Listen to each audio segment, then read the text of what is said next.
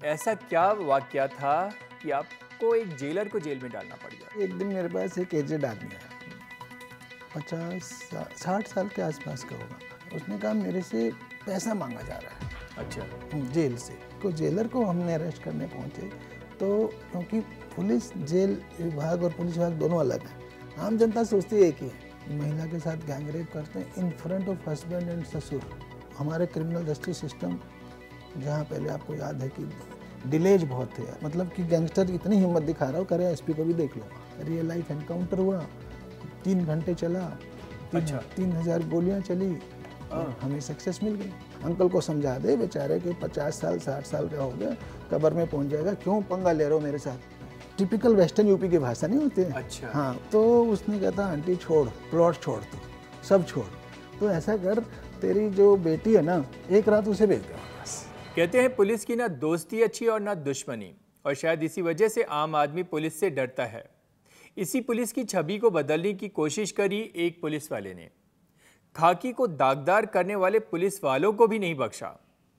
कहानी कुछ कुछ फिल्मी लगेगी पर है हकीकत। नमस्कार, मेरा नाम है ध्रुव मिश्रा और आज आवाज़ लीगल अड्डा में हमारी खास मेहमान हैं उत्तराखंड के x DGP Ashok Kumar ji. Sir, बहुत बहुत स्वागत है आपका आवाज़ लीगल अड्डा में। धन्यवाद सर, ऐसा क्या वाकया था कि आपको एक जेलर को जेल में डालना पड़ गया था? जेलर को जेल में डालने वाली कहानी ऐसी है कि एक दिन मेरे पास एक एजेड आदमी आया, 50-60 साल के आसपास का होगा, और उसकी पूरी तरह से ग्रामीण वेशभूषा का आदमी। और उसने कहा कि सर मुझे आपसे एक रिक्वेस्ट करनी, मैंने कहा बताइए।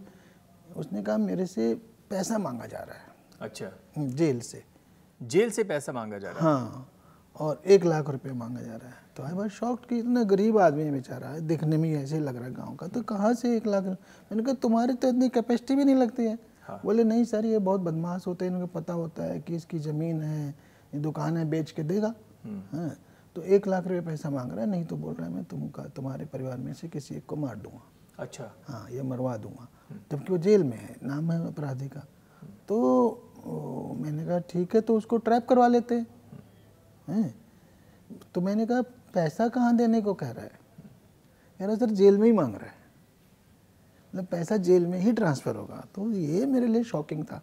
ये मेरे लिए अपराधी जेल में बैठ के जेल में ही पैसा मांग रहा है? हाँ, ये मेरे लिए नया भी था। मैं सोच रहा था अपने किसी गुरके को, चेले को भेजेगा उसके पास, बिल्कुल है, और वहाँ से पैसा कलेक्ट करा लेगा, ठीक है ना। पर उसने कहा नहीं, उसने जेल में ही पैसा मंगवाया है। तो मैंने कहा ठीक है, तो बाबा मैंने कहा ट्रैप कराओगे? तो पहले तो सोचा थोड़ा, और फिर बोला हाँ क्यों नहीं, अगर ऐसा होने से आप तैयार हैं तो मैं तैयार हूँ, कोई बात नहीं, मेरे को देखा जाएगा, जो मेरे परिवार का करेगा, मैं तैयार हूँ। तो फिर हमने पूरे ट्रैप की तैयारी कराई, एसओजी टीम को लगा दिया। हरिद्वार डिस्ट्रिक्ट की बात है, मैं एसएसपी हरिद्वार था उन दिनों। अच्छा। हाँ, तो और ये जो विक्टिम है, कंप्लेनेंट, ये लक्सर साइड का था, देहात का था। अच्छा, मुझे अभी याद आ रहा है। तो पूरी जाल बिछाया गया और उसने कह दिया, अपनी डेट फिक्स कर ली, जैसे जहाँ से उसके पास फ़ोन आता था कि मैं इतने तारीख को यहाँ पे आकर के पैसा जो है दे दूँगा, भाई मुझे बख्श दो। तो और उसके साथ साथ हमारी एसओजी टीम भी हमने भेजी। तो सरप्राइजिंगली क्या था कि मैं जानना भी चाह रहा था जेल में ट्रांसफ़र कैसे होगा, भी वहाँ तो हर क्यूरियोसिटी थी, क्यूरियोसिटी भी थी। और आप सोचो ना, एंट्री होती है हर आदमी की, पूरी तलाशी होती है, तब आप अंदर जाते हो। इवन जो पुलिस ऑफिसर वहाँ बयान लेने जाता है, वो हर एक का पूरा रिकॉर्ड, एंट्री, सब कुछ होता है। तो उन्होंने, जेल वालों ने पुलिस वालों की A to Z एंट्री करी, जो एसओजी वाले साथ में गए थे, और इस आदमी की तलाशी भी नहीं ली, इसकी एंट्री भी नहीं करी, वो साथ साथ अंदर चला गया, ठीक है, और पैसा भी ट्रांसफ़र हो गया, ठीक है। तो जब पैसा ट्रांसफ़र होकर रंगे हाथों पकड़े गए, तब मुझे एसओजी इंचार्ज ने फ़ोन किया कि सर ये तो सारे जेल वाले इसमें 100% मिले हुए हैं। अच्छा। हाँ, क्योंकि सब कुछ ऐसा हो रहा है कि जब कोई एज इफ की रूटीन है और उसका कोई रिकॉर्ड नहीं रख रहा, ना उसकी कोई तलाशी हो रही, उनके मिले बिना थोड़ी हो जाएगा। और जो पैसा ट्रांसफ़र हुआ वो आगे बंट भी गया बहुत जल्दी। तो फिर बिना जेल के ऑफिसर के मिली भगत के ये काम नहीं पॉसिबल था। कैसे पॉसिबल होगा? पैसा ही, जो कैदी से मुलाकात के लिए आप जाओगे, हाँ, आपको पैसा क्यों ले जाने देंगे साथ, है ना? वो तो गेट पे वहीं रोक देंगे, आपकी एंट्री भी होगी, हैं, तो कुछ भी नहीं हुआ। तब उसके एनालिसिस से क्लियर हो गया कि जेल वाले मिले हुए हैं, तो उसने मेरे से कहा, डायरेक्शन मांगी, मैंने कहा बिल्कुल गो हैड। तो फिर हमने जेल वालों को अरेस्ट करने का पूरा मन बना लिया।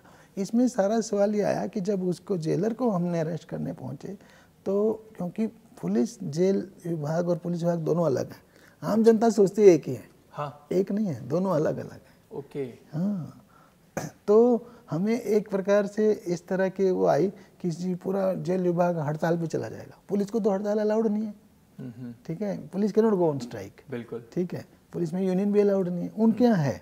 अच्छा, जेल में यूनियन अलाउड है? हाँ, जेल कर्मचारी को अलाउड है। तो उन्होंने ऐसी ऐसी भी धमकी, मैंने कहा नथिंग डूइंग, जेल ही भेजेंगे। तो जेलर को हमने अरेस्ट करवाया, उसी जेल में उसको, जिस जेल के जेलर थे उसी जेल में डलवा दिया। पुलिस वालों में जब वर्दी पहन लेते पुलिस वाले तो एक साहब की भावना आ जाती है कि हम तो साहब हैं, पर आपने कब ये सीखा या समझा कि भाई मैं साहब नहीं सेवक हूँ? ये जो मेरी किताब है खाकी में इंसान, उसका सेकंड कहानी है उसकी, जिसका मैंने टाइटल दिया है कि थोड़ा सैटारिकल टाइटल है, व्यंग्यात्मक, कि सेवक नहीं साहब हैं हम जी। तो ये मेरे अंडर ट्रेनिंग के दिन हैं, जब मैं प्रयागराज में एज एसपी अंडर ट्रेनिंग गया था। मतलब हम लोग मसूरी और हैदराबाद की ट्रेनिंग के बाद डिस्ट्रिक्ट में जाते हैं, कोई एक डिस्ट्रिक्ट हमको अलर्ट हो जाता है, डिस्ट्रिक्ट ऑफ ट्रेनिंग।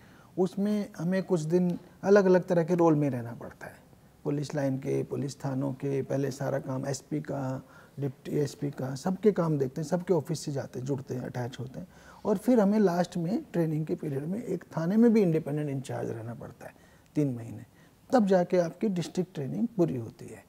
तो उस दौरान मैंने ये देखा एटीट्यूड, क्योंकि जब नए नए आते हैं ना सर्विस में तो आपके ख्याल होते हैं, तो मैंने तब ये नोट किया कि सब हम, जबकि हमारे आगे लगा हुआ IPS IAS, Indian police service, भारतीय पुलिस सेवा, भारतीय प्रशासनिक सेवा, पर यहाँ कोई सेवा भाव की बजाय तो साहबियत ज़्यादा दिखती है। मतलब हर कोई साहब है, मतलब चाहे वो SP साहब हैं, DM साहब हैं, कोई CO साहब हैं, कोई इंस्पेक्टर साहब हैं, कोई सेवक के रूप में नज़र बहुत कम आते हैं। तो इसलिए वो सैटारिकल वो है कि सेवक नहीं साहब। आपने वहाँ पे मेंशन भी किया है कि कई लोग ऐसे मिले आपको कि आपको ऐसा फील हुआ कि भाई ये सभी लोग साहब हैं, ये तो काम करने के लिए आए ही नहीं है यहाँ पे।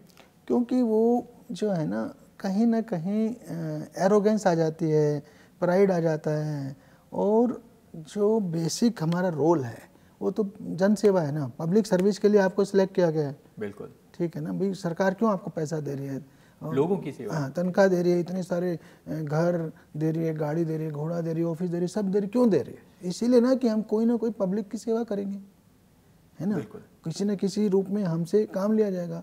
पर यहाँ रिवर्स हो रहा है कि ऐसा लगता है कि हम लोग अपने साहब बनने और साहब बनने के जितने पर्क्स हैं उनको तो एंजॉय करना चाहते हैं, किंतु जो हमारा प्राइमरी रोल है पुलिस पब्लिक की सेवा, उसमें भी कहीं ना कहीं हम साहब बन के ही रहना चाहते हैं।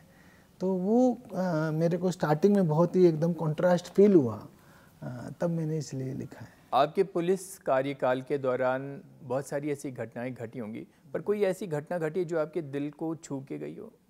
ये तो हंड्रेड्स में होते हैं, पर कोई एक ऐसी घटना जो आप बयान करें कि ये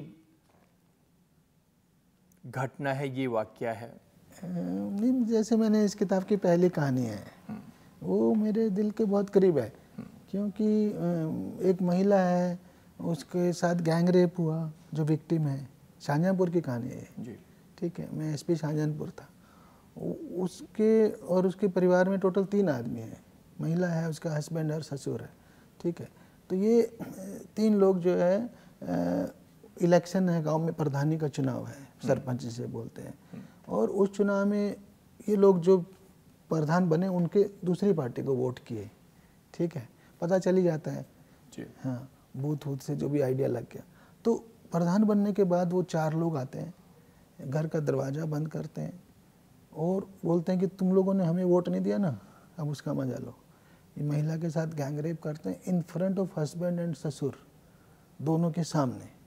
और फिर जाते जाते चारों ये धमकी दे के जाते हैं कि इसको पुलिस को रिपोर्ट किया तो देख लेना, तुमने हमें वोट नहीं दिया था, उसका मजा मिल गया, ठीक है। ये दबंगई थी, ये दबंगई थी, लठाती थी, ठीक है। और अब अगर आपने आगे इसको रिपोर्ट किया तो फिर समझ लेना आप। तो बेचारा पति और ससुर दोनों हिम्मत नहीं करते, डर जाते। और ये महिला कहती नहीं मैं तो रिपोर्ट जरूर करूँगी, इतनी बड़ी जाति मेरे साथ हुई। फाइनली महिला रिपोर्ट करती है, फाइनली वो चारों अरेस्ट भी हो जाते हैं। अच्छा, ठीक है। किंतु हमारे क्रिमिनल जस्टिस सिस्टम, जहाँ पहले आपको याद है कि डिलेज बहुत थे, आज के उसमें हम मान के चल रहे हैं कि अब कुछ सुधार आएगा, जो 3 नए कानून आए हैं। डिले बहुत था, जस्टिस जो है ना, जमानत, क्योंकि कहते जब तक सिद्ध नहीं हो गया अपराध, जमानत आपका अधिकार है। बिल्कुल। और वो चारों बेल पे आ जाते हैं बाहर। वहाँ मुझे महिला मिलने आती है, दोबारा से वो महिला आपके पास आती है? पहली बार मेरे पास नहीं आई है, पहली बार वो थाने तक की थी, इतना काम हो गया। अच्छा। तो जब वो मेरे सामने आती है तब वो कहती है कि सर मेरे पति को इन्होंने ड्रग्स के केस में पुलिस ने जेल भेज दिया, और मेरा पति एक राजमिस्त्री है, मैं जानती हूँ उसने ज़िंदगी में न ड्रग्स का काम किया, न खुद ली, न कभी सवाल ही नहीं उठता, कोई ड्रग पेडलर नहीं है कि वो जो ड्रग्स बेचता हो, पर पुलिस ने झूठा फंसाया उसको। ठीक है। और उन लोगों ने फंसवाया जिन्होंने मेरे साथ गैंग रेप किया, उन्होंने पुलिस से साठगांठ करके, तो पुलिस की मिली भगत से उसको झूठा केस है। तो आई फेल्ट की महिला सच बोल रही है। ठीक है। परंतु हमारे उसमें ना जो हमारा जो कंप्लेंट ग्रीवेंस रिड्रेसल सिस्टम है, उसमें 95% टाइम यही होता है, खाली पुलिस नहीं, सभी दूसरे विभागों में, कलेक्ट्रेट में भी, कि हमने जो है जांच में आगे भेजा, उसकी कंप्लेंट आएंगी, हम मार क्या करेंगे, हम डीएसपी को मार करते हैं कि कृपया जांच कर आख्या दें। डीएसपी साहब एसएचओ को मार कर देते हैं, डीएसपी साहब पे टाइम नहीं जांच करने का। ठीक है। तो एसएचओ साहब जो है क्या आख्या मार करेंगे, थाने के खिलाफ तो कंप्लेंट ही है, वो तो कह रही थाने ने झूठा भेजा। मतलब जिसके खिलाफ कंप्लेंट है जांच करता भी वही है, रिपोर्ट करता भी वही एक रिपोर्ट बना देता है, ये लेडी तो पेशबंदी में दरखास्त दे रही है, ऐसा कुछ नहीं, इसका पति तो साइकिल में, उसके साइकिल में निकली थी चरस 1 किलो है, तो इसलिए हमने उसको जेल भेजा है। ठीक है। तो since I believe the woman is quite right, तो मैंने उसकी एक पैरेलल इंटेलिजेंस इंक्वायरी और कराई थी। ओके। तो वो मैंने फिर एलआई वाले को बुलाया 3 दिन बाद, सीओ साहब को ही बुलाया, दोनों को जांच रिपोर्ट लेके बुलाया। तो सीओ साहब जो डीएसपी होते हैं यूपी में, कहीं कहीं एसीपी होता है, वही रैंक है ना, दिल्ली में एसीपी होता है, यूपी में सीओ बोलते हैं। तो उसकी रिपोर्ट ने वही लिखा कि साहब महिला तो पेशबंदी से वो है, और इसका पति तो ड्रग्स में डील करता था, इसीलिए थाने से जेल भेजा गया। फिर एलआईयू को बोला, एलआईयू कहती है साहब 100% सच बोल रही है महिला, सच ही नहीं बोल रही, पूरा गांव जानता है, जानता ही नहीं, उन्होंने ढिंडोरा पीट के खुद बोला है। दोनों की कॉन्ट्रास्ट रिपोर्ट थी। कॉन्ट्रास्ट में देखो ना, जो क्रिमिनल है वो कह रहा है, खुद बोल रहे हैं ढिंडोरा पीट पीट के कि देखो इस महिला ने हिम्मत करी हमारे खिलाफ रिपोर्ट लिखाई, अब देखो हमने जेल भिजवा दिया ना। मतलब पूरे गांव को पता है कि राजमिस्त्री है, इसका ड्रग से कोई मतलब नहीं, और इन लोगों ने, दबंगों ने उठा करके इसके पति को, इसने क्योंकि हिम्मत करी थी, जेल भिजवा दिया। तो मैंने अपने सीओ से पूछा भी, बोला सर क्या करें, पुलिस वाले को जेल भेजना पड़ेगा, फिर अब गलती तो करी है उसने। मैंने कहा भाई अब सच तो बताओ, एसपी आपसे पूछ रहा है। तो इस तरह से फाइनली उस पुलिस वाले को सस्पेंड किया, सब इंस्पेक्टर को। तब उसका बात ये है, आप ये सोचिए, ये महिला जब मेरे सामने आती है तो ये कहती है कि सर मैं क्या करूं, या तो मैं उनको सरेंडर कर जाऊं कि माई बाप गलती हो गई, मैंने रिपोर्ट करी थी, मुझे माफ़ कर दो, हैं, या मैं भूखों मरने की तो नौबत आई कि एकमात्र जो वर्किंग हैंड है वो तो जेल चला गया, ससुर काम कर नहीं सकता, तो महिला क्या करेगी बेचारी, या फिर मैं सुसाइड करूं, या फिर कहीं ना कहीं इनडायरेक्टली ऐसे भी लगता है कि फिर मैं फूलन देवी बन जाऊं। बिल्कुल, है ना। तो ऐसी चीज़ें टच कर जाती हैं आदमी को, और ऐसी कहानियाँ पुलिस के लाइफ में, अगर आप सेंसिटिव इंसान हैं, संवेदनशील इंसान है, तो डेली एक ना एक आ जाती है। पर इतनी ज़्यादा हो सकता है डेली ना, मंथली एक आ जाएगी, इतनी बड़ी कहानी, पर आई तो हमारी लाइफ में हंड्रेड्स हैं। बिल्कुल। अच्छा सर, आप जब पुलिस विभाग में आए थे उस टाइम पंजाब में आतंकवाद अपने चरम पे था, और आतंकवाद अपना पैर उत्तराखंड में भी पसार रहा था। आपकी पोस्टिंग प्रयागराज से उत्तराखंड होती है, तो उस टाइम आतंकवाद का क्या माहौल था जब आप पहली बार उत्तराखंड पहुंचते हैं? देखिए, तब तक उत्तराखंड नहीं बना था, तब इसको यूपी की तराई ही बोलते थे। अच्छा। हाँ, उत्तराखंड बना 2000 में, और मैं आया था जून 93 में। ठीक है। तो यूपी की तराई में पंजाब के आतंकवाद का काफ़ी जो है असर था, क्योंकि एक बेल्ट है वो जो देहरादून से शुरू हो जाती है पहाड़ किनारे की बेल्ट, और वो आगे लखीमपुर खीरी तक वहाँ तक जाती है। और इस बेल्ट में चूंकि पहले तराई थी और बाद में जो है ना ये ज़मीनें अलॉट हो गई, जो लोग पंजाब से आए, जो पाकिस्तान से आए, उनको भी अलॉट हुई, कुछ बांग्लादेश साइड से, जो बांग्लादेश की तरफ से जो आए उन लोगों को भी ज़मीनें अलॉट हुई। तो यहाँ पे दोनों तरह के लोग बसे हुए हैं और उन्होंने इस एरिया को बहुत आबाद कर दिया। अब ये बहुत ही खुशहाल और वो है, उपजाऊ एरिया है, यूपी की तरह ही कह लो, अब उत्तराखंड बन गया उसकी तरह ही कह लो। तो इसमें अच्छी खासी संख्या में पंजाब की पॉपुलेशन थी और इसलिए उन लोगों ने यहाँ भी आकर के अपनी वही विचारधारा जो है खालिस्तान वाली विचारधारा को फैलाने की कोशिश की और 10 साल तक इसका असर जो है यूपी की तराई में रहा। तो 84 to 94, ठीक है। तो मैं एज एडिशनल एसपी नैनीताल बन के गया था और 93 जून 93 में, और मैं 1 साल ठीक वहाँ पे रहा। तो 1 साल में जो माहौल हमने देखा जब मैं गया तो पूरा एक प्रकार से आतंक का माहौल था। शाम होते ही कोई लोग सड़कों पे निकलते नहीं थे कोई भी, और एक डर था। एसपी साहब भी एक पूरी प्लाटून लेकर के अपने साथ चलते थे। अच्छा। हाँ, उनके घर पे ही एक कंपनी पीएसी पड़ी रहती थी, मतलब सुरक्षा में। मतलब इतना ज़्यादा भय का वातावरण, भय का माहौल था। सिर्फ एक नैनीताल जिले में मैंने डाटा निकाला था, इन 10 सालों में 100 घटनाएं आतंकवाद की हुई एक नैनीताल जनपद में, जो उसकी तराई थी, ठीक है, और उसमें 300 लोग मारे गए। और जो आतंकवादियों का गैंग था वो 45-46 तक गया टोटल नंबर। और इस पूरे उसकी सबसे बड़ी घटना थी 91 अक्टूबर 91 में दशहरा में रामलीला में ब्लास्ट हुआ था, जिसमें 70-72 लोग मारे गए थे एक ही इंसिडेंट में। तो इतना माहौल था और फिर लकीली जो है हमने 1 साल काम किया और फाइनली सक्सेस भी प्राप्त की। अच्छा, एक आतंकवादी जिसने 200 से ज़्यादा लोगों की हत्या की थी और 25 से ज़्यादा तो पुलिस वाले मारे गए थे उसमें, वो हत्या कर दी थी उसने, तो सर उस आतंकवादी के एनकाउंटर का क्या वाक़या था, कैसे किया था? देखिए, ये उस अकेले ने 200 से ज़्यादा नहीं की थी, उस पर आरोप था। हाँ, जो मैंने बोला पूरा 10 साल का ये मैंने डाटा दिया, नैनीताल जिले का 300 ओवरऑल 300 मर्डर्स कह लीजिए, 300 लोगों की डेथ कह लीजिए, और लगभग 100 आतंकवाद के केसेस। तो ये जो जब मैंने ज्वाइन किया जिस दिन, प्रयागराज से मेरी पोस्टिंग हुई रुद्रपुर, मेरा हेडक्वार्टर रुद्रपुर था, नैनीताल नहीं था। अच्छा। पोस्टिंग में लिखा था एडिशनल एसपी नैनीताल, किंतु जब मैं आया तो मुझे पता चला मेरा हेडक्वार्टर रुद्रपुर में है। तो उससे 2 दिन पहले एक एनकाउंटर हुआ था बाजपुर में। अच्छा, आपके आने से ठीक 2 दिन पहले? हाँ, तो जो है उस एनकाउंटर में गन्ने के खेत में आतंकवादी थे, ठीक है, और जो है पुलिस को पता चल गया, फिर पुलिस ने घेरा डाला, रात भर पुलिस घेरा डाले पड़ी रही, उसमें सीआरपीएफ वगैरह वाले भी थे। और उसमें जो पुलिस घेरा डाल के पड़ी रही, घेरा डाल के अर्ली मॉर्निंग करीब 5 बजे के करीब, जब सनलाइट आती नहीं है उससे जस्ट पहले, इन आतंकवादियों ने एक चांस लिया।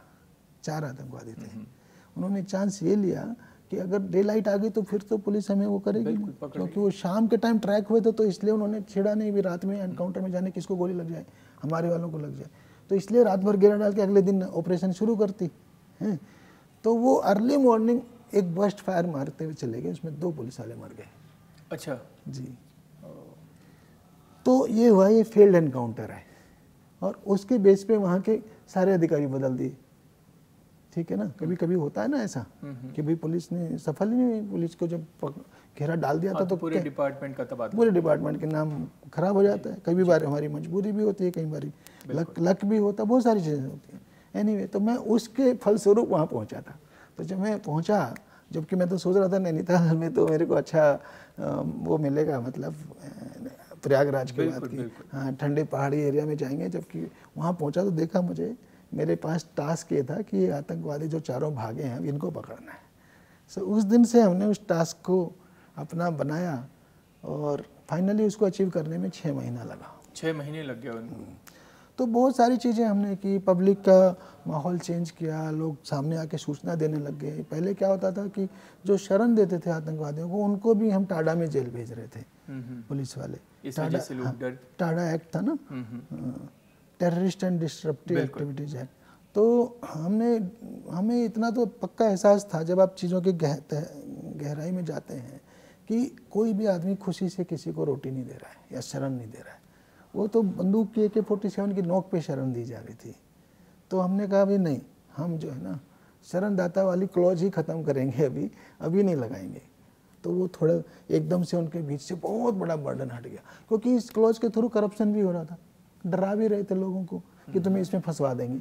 झूठा भी तो फंसा देते हैं बहुत सारे लोग, जी। मीडिएटर फंसा देते हैं। जो पुलिस को कहते हैं हम आपका आतंकवाद में साथ दे रहे हैं, वो अपना ही धंधा कर रहे होते हैं कि हम बचवा देंगे, हम लगवा देंगे। तो ये सारे गेम भी चलती रहती है, करप्शन भी चलता रहता है, पॉलिटिक्स भी चलती रहती है। मैंने उस सबको जीरो कर दिया। मैंने कहा ये क्लॉज में मैं अंदर भेजूंगा ही नहीं। हाँ, ये क्लॉज खत्म करेंगे तो हम हाँ इजीली टारगेट तक पहुंच जाएंगे। तो फिर हमें जल्दी सूचना आने लग गई। वो कहेंगे साहब वहाँ पे थे, पहले क्या सूचना देंगे तो आपको कैसे, अच्छा आपके घर हो के तो आप भी मुलजिम हो।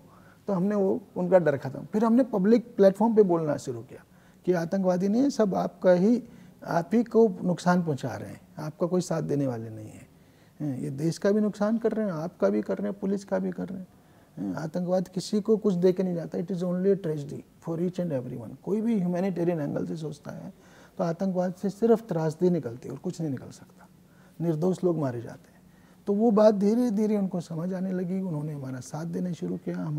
हमें सूचना कंक्रीट होने लग गई। पहले 2 दिन का गैप था, जब चले जाते थे 2 दिन बाद सूचना आती थी। फिर वो गैप 1 दिन पे आ गया, फिर वो कंक्रीट सूचना भी आ गई। तो रियल लाइफ एनकाउंटर हुआ, 3 घंटे चला, 3000 गोलियां चली और हमें सक्सेस मिल गई। मैंने सुना था एक बार किसी डॉन ने आपको धमकी दे दी थी। गाजियाबाद का कोई डॉन था, उसने SSP को फ़ोन करके धमका दिया। उसके बाद उसका क्या हश्र हुआ? SSP को नहीं उसने फ़ोन किया। हाँ। मैं बताता हूँ, वो कहानी बहुत बढ़िया कहानी है। हाँ। वो भी मैं SSP हरिद्वार था। अच्छा। और जो गैंगस्टर थे 2 लोग, मतलब उसका नाम मैं अभी नहीं लेना चाहूँगा, मतलब पूरे वेस्टर्न यूपी और हरिद्वार में उसका टेरर था। कम से कम भी 30 मुकदमे थे इसके ऊपर। ठीक है। तो उसने हमारे टाइम में 2 जगह पैरेलली ऑपरेट कर रहा था वो उस टाइम जिसमें एक घटना होती है। रुड़की के एक इलेक्ट्रॉनिक शॉपकीपर को उसने धमकी दिया कि मुझे कॉल दिया कि 5 लाख रुपया भेज दो। तो उसने कहा मेरी हिम्मत वो नहीं है, औकात नहीं है, मैं 5 लाख कहाँ से लाऊं। So he reached me through police headquarters as SSP। वहाँ मिल के आया, उन्होंने मेरे पास रेफ़र कर दिया, मेरे पास आ गया। तो मेरे को इसने बताया, तो मैंने कहा भैया इमीडिएट FIR करो। ठीक है। तो FIR हो गई रुड़की थाने में। रुड़की का था वो शॉपकीपर। तो FIR होने के बाद वो 1 दिन बाद मेरे पास आया दोबारा, और इस बार बिल्कुल हिला हुआ, घबरा हुआ। हाँ, भयंकर रूप से। मतलब जो पहले तो उसकी आवाज़ भी सही थी, सब ठीक था, इस बार तो उसकी आवाज़ भी कांप रही थी, खुद भी कांप रहा था, वो खड़ा भी नहीं हो पा रहा था। मैंने कहा क्या हो गया? बोला सर अब तो ऐसी कॉल आई है कि बस मेरे तो प्राण निकल जा रहे हैं। फिर उसने मुझे कॉल सुनाई। अच्छा। हाँ। तो उस कॉल में वो धमकी दे रहा है और ऐसी ही लैंग्वेज यूज कर रहा है, मतलब हम बोल ही नहीं सकते। ऑल काइंड ऑफ गालियाँ, भयंकर जैसे बदमाश बोलते हैं। कि उस डॉन को पता चल गया था कि इसने पुलिस में रिपोर्ट करा दी है, SSP 7 तक मामला पहुंच गया है। ये तो पता चल ही गया। वो ये कह रहा है कि माँ बहन और सब करते हुए, शोर गंदी गालियाँ करते हुए, कि तेरी हिम्मत कैसे हुई जो तू पुलिस में रिपोर्ट करा दी। मैंने तो 2-2 टपका के आ जाते हैं मेरे लोग, वो लोग हिम्मत नहीं करते मेरे भाई ने मैं रिपोर्ट कराने की। तेरे से तो मैंने खाली 5 लाख मांगा था, तो तेरी हिम्मत कैसे हुई कि मेरे खिलाफ FIR करा दी। फर्स्ट। दूसरा उसकी लबोलवाब ये था कि अब मैं देखता हूँ तुझे तेरा SP कैसे बचाता है। तुझे भी देखता हूँ, SP को भी देखता हूँ, हैं, और मैं तेरे वहाँ पे इतनी गोलियाँ मारूंगा, मतलब आप समझ सकते हो गाली वाली देते हुए, गाली वाली लैंग्वेज में, कि तेरे शरीर के छलनी हो जाएगा। और तेरा बच्चे जो हैं अब उनको संभाल के रखना। इसलिए डरा हुआ था बेचारा कि सर मैं क्या करूं, आपने एक गनर, तो मैंने एक गनर दे दिया था उसको पहले दिन जब FIR लिखवाई थी। एक गनर से मेरा क्या होगा, 24 घंटे तो रह नहीं सकता, मेरे बच्चे स्कूल जाते हैं, मुझे दुकान पे भी जाना है, तो न तो मैं बच्चे को स्कूल भेजने की हिम्मत कर सकता, न मैं दुकान पर जा सकता, न मैं घर संभाल सकता। तो वो इतना डरा हुआ था, और मतलब कि गैंगस्टर इतनी हिम्मत दिखा रहा हो, करे SP को भी देख लूँगा। तो ये थी वो कहानी। बट वो दूसरी जगह पैरेलली एक और कॉल कर रहा था। हाँ। उस कॉल में हमने इसके बाद ना, इसकी कॉल के बाद उसको ट्रैप करना शुरू किया, परंतु हर बार वो जो है निकल जाता था। उन दिनों सिस्टम ये था कि ये लोग PCO से कॉल करते थे, तब तक मोबाइल्स आ गए थे बट इतने ज़्यादा नहीं आए थे। ये 2003 की बात है, ठीक है, 2003। तो PCO से कॉल करते थे जिससे कि एनोनिमिटी बनी रहे, और PCO से कॉल, PCO को ट्रैक करके हमारी गाड़ी जाती थी तब तक ये भाग जाते थे, निकल जाते थे। तो हमने एक कॉल एक लेडी को और कर रहा था, वो उसके हस्बैंड से एक प्लॉट कब्जाना चाह रहे थे। अच्छा। कि तो प्लॉट से अपना क्लेम छोड़ दे। प्रॉपर्टी उन दिनों के हिसाब से 2-3 करोड़ की थी, आज के ज़माने में 20-30 की हो जाएगी। बिल्कुल, ठीक है। तो उसने कह रहे थे कि उससे क्लेम छोड़ दो, तुम ये हमारे को दे दो, ठीक है। वो कॉल कर रहे थे, तो हमने इन दोनों को बोला आप कॉल को थोड़ा लंबा करो किसी तरह, तब हमारी पुलिस सफल होगी। तो क्या हुआ, जिस दिन हम 4-5 बार असफल हो चुके थे, फाइनली जिस दिन हमारा सफल दिन आया, उस कॉल में क्या हुआ कि जो एक ओल्ड लेडी थी जिसके प्लॉट पे कब्जा करना चाहता है, हाँ, तो उससे पूछा आंटी कहाँ गए अंकल जी, तो बोले अंकल जी तो आज नहीं है, तुम बताओ। हैं, तो वो बात में लगा लिया आंटी ने, वो बात खींचते चले गए। थोड़ी देर बाद जो है ना, उन्होंने उसके दोस्त जो गैंगस्टर 1 है उससे फ़ोन गैंगस्टर 2 ने ले लिया। Gangster 1 was talking only about the plot, जो सबसे बड़ा गैंगस्टर था, और उस पर कब्जा कैसे हो, और अंकल को समझा दे बेचारे कि 50 साल 60 साल का हो गया, कब्र में पहुंच जाएगा, क्यों पंगा ले रहे हो मेरे साथ, फाइनली मुझे वही करना पड़ेगा, अब तुम लोग समझ ही नहीं रहे हो। वो तो ये बातें कर रहा था। फिर उसने फ़ोन दे दिया दूसरे को अपने, बोले आंटी ले तो इससे बात कर, ऐसे टिपिकल वेस्टर्न यूपी की भाषा नहीं होती है। अच्छा। हाँ, उसी ऐसे करके। तो उसने कहा था आंटी छोड़, प्लॉट छोड़, तू सब छोड़, तो ऐसा कर, तेरी जो बेटी है ना, एक रात उसे भेज दे वापस। ये सेकंड ने, उसकी नज़र थी, उसी की कम्युनिटी के थे ये लोग, जाट कम्युनिटी के थे। ओके। हैं, तो बोली अरे कमीने कुत्ते, फिर उसने 20 बिल्कुल वो हो गई बर्स्ट, उसको 20 तो उसने गालियाँ सुनाई कि तूने मेरे को समझ क्या रखा है, हम लोग इतने गिर जाएंगे क्या, प्लॉट के लिए मैं अपनी लड़की को, तुमने हमें क्या समझ रखा है। तो उस बात में टाइम खींचता चला गया, हमें कॉल पे आ ही गया था पहले ही। तो ये गाजियाबाद के किसी PCO से कॉल कर रहे थे, तो हमने SSP गाजियाबाद से ही बात कर ली, उनकी SOG से ही बात कर ली। अच्छा, इतना हमारा पहले ही ट्रैक हो गया था, इनकी सारी कॉल ना गाजियाबाद एंड अराउंड के एरिया से आती थी, तो हमारी SOG टीम यहीं पे स्टेशन थी। तो वो उस दिन लकीली टाई अप भी हो गया, सब हो गया, उनकी टीम भी आ गई। 17वें मिनट पे ये लोग PCO में ही एनकाउंटर हुआ, वहाँ मारे गए। डेप्यूटेशन पे BSF और CRPF के भी IG थे, तो उस दौरान के भी कुछ वाक़या होंगे? देखिए, मैं CRPF में तो 1 साल रहा SDIG, और फिर प्रमोशन होके मैं BSF में आ गया, 4 साल BSF में रहा। दोनों के बहुत वाक़यात हैं। जो CRPF को तो उन दिनों का जो माहौल था ना, कश्मीर में भी थी, मेरे पास 5 यूनिट थी, मेरा हेडक्वार्टर नोएडा में था, ग्रेटर नोएडा में जो CRPF का कैंपस है, और मेरी बटालियन एक जम्मू में, एक कश्मीर में, एक बंगाल में, एक बिहार में, और एक दांतेवाड़ा में थी। ओके। हाँ, बीजापुर के पास दांतेवाड़ा, छत्तीसगढ़ में थी। तो उन दिनों माहौल ऐसा था कि आप समझ सकते हैं, नक्सलिज्म अपने पीक पे था। मेरे ख्याल से देश के नक्सलवाद के इतिहास में सबसे बड़ी घटना ये अप्रैल 2010 में हुई थी, जिसमें 76 CRPF के जवान मारे गए थे। एक पूरी कंपनी, उसका उन्होंने एम्बुश लगाया था और पूरी ब्लास्ट कर दिया था, और उसके बाद पेड़ों से गोलियां मार मार के जो बचे हुए थे उनको भी ख़त्म कर दिया था।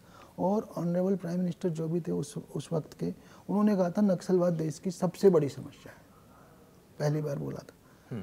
तो इस पीक टाइम था, और टफ टाइम से CRPF के लिए भी और देश के लिए भी।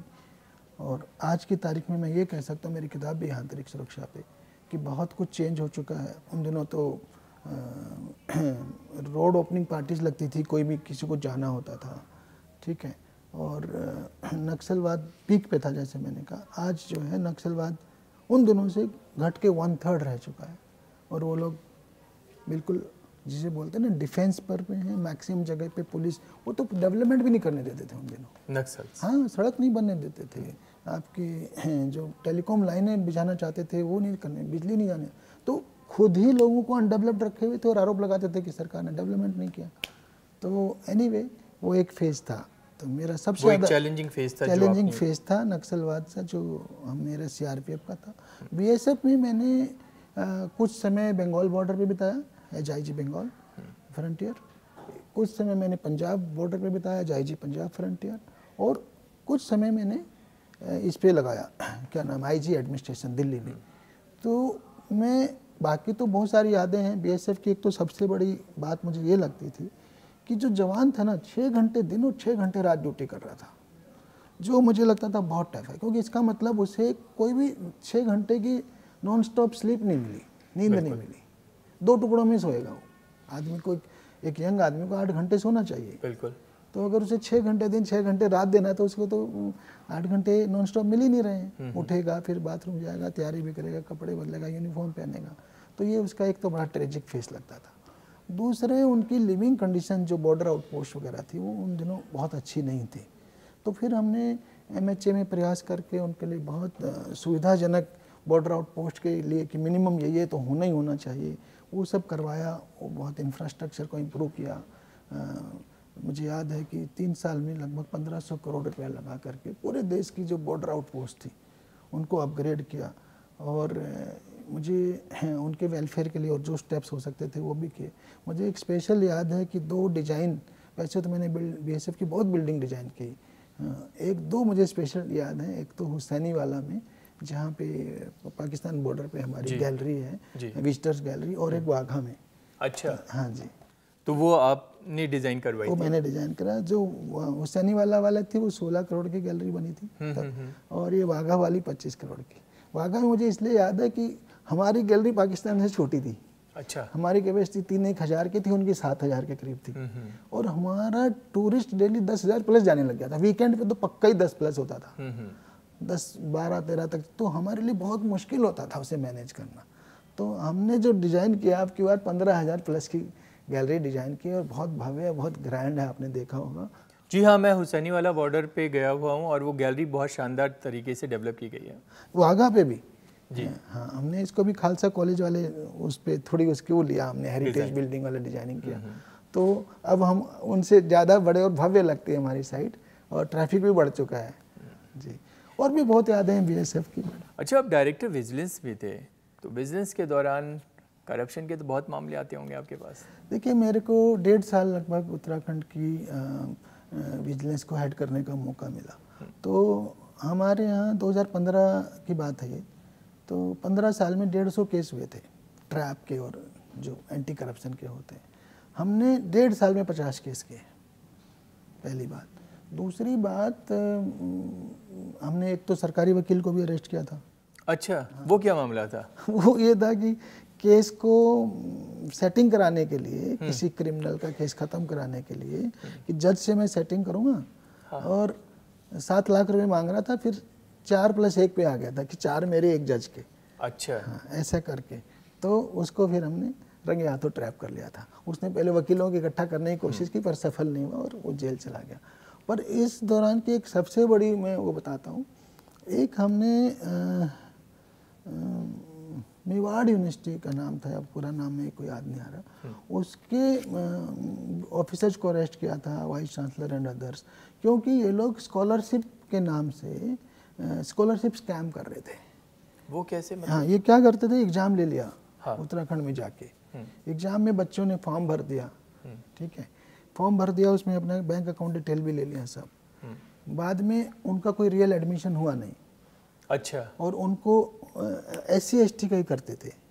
तो SC ST को स्कॉलरशिप मिलती है, तो वो स्कॉलरशिप कॉलेज और यूनिवर्सिटी ने ड्रॉ कर ली, बच्चों ने एडमिशन भी नहीं लिया। ओके। तो बाद में मैंने वो जब अरेस्ट किया तो मुझे देखा कि ये देश भर में चल रहा है स्कैम, और ये पूरे मतलब बहुत लार्ज लेवल पे चल रहा था ये। बाद में उत्तराखंड में ही हमने पकड़ा तो 200 से 300 करोड़ का तो सिर्फ उत्तराखंड का निकला। तो ये लोग करते क्या हैं कि बच्चे एडमिशन रियल में लेते नहीं, खाली लिस्टें एडमिशन लेती थी हैं, और लिस्टों के नाम रियल होते थे और एड्रेस रियल होते थे, किंतु वो कभी बेचारे न पढ़ने गए न उन्होंने कोई एग्ज़ाम दिया और उनके पैसे ड्रॉ हो गए और बंट गए। तो ये स्कॉलरशिप स्कैम पूरे देश में मैंने चिट्ठियाँ लिखी सभी जगह, चीफ सेक्रेटरी को और समाज कल्याण सचिव को, जो सोशल वेलफेयर के साथ है ना पैसा, कि भाई ये स्कैम चल रहा है, इसको देख लीजिए, ये जो पैसा आप स्कॉलरशिप का दे रहे हैं इसको प्रॉपरली वेरीफाई करिए कि बच्चा एडमिशन, क्योंकि इसमें उस विभाग के रोल भी तो इन्वॉल्व होते थे ना करप्शन में, कि बच्चा है ही नहीं, बच्चा पढ़ ही नहीं रहा है, ना वो एग्ज़ाम पास कर रहा है, ना फेल कर रहा है, ना पास कर रहा है, उसी को आप स्कॉलरशिप उसके नाम से ड्रॉ होते जा रहे हैं। दहेज अधिनियम के क्या कहते हैं सराहना भी की है और उसका दुरुपयोग पे भी आपने लिखा है। आपने भूमाफिया और पुलिस की मिली भगत पे लिखा है। आपने आरटीओ में व्याप्त भ्रष्टाचार के बारे में लिखा है। तो पुलिस चाहे तो समाज में रहने के लिए बेहतर, समाज को बेहतर बना सकती है, इस पर आपके क्या विचार हैं? देखिए, पुलिस का तो ऑल परवेडिंग रोल है, ठीक है। अब ट्रेजेडी ये है कि जो पुलिस है हमारी, वो कहीं ना कहीं उसकी ब्रिटिश कालीन बैकग्राउंड है, मतलब हम वहाँ से आ रहे हैं, ठीक है। अब तो कानून बदल दिए 150 साल बाद, किंतु जो लिगेसी जिसे बोलते हैं, तो ब्रिटिश काल में पुलिस का सबसे बड़ा यूज क्या था? पहला यूज उन्होंने यूज किया कि रेवेन्यू कलेक्शन, ठीक है।